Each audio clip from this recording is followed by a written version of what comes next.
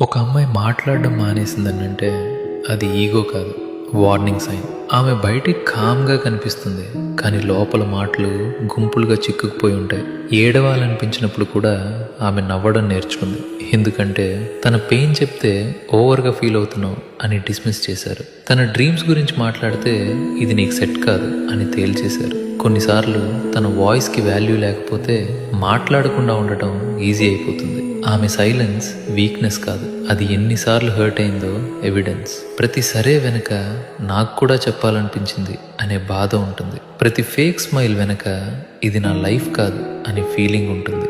ఆమె సొసైటీకి చూపించలేని పెయిన్ని తనలోనే సైలెంట్గా మోస్తుంది. ఒకరోజు ఆమె పూర్తిగా సైలెంట్ అవుతుంది. ఈసారి ఎక్స్ప్లెయిన్ చేయడానికి కాదు, తనను తాను కోల్పోకుండా ఉండటానికి. ఆ రోజు నుంచి ఆమె మారదు. ఆమె నిజంగా మొదటిసారి తన కోసం బ్రతకటం స్టార్ట్ చేస్తుంది.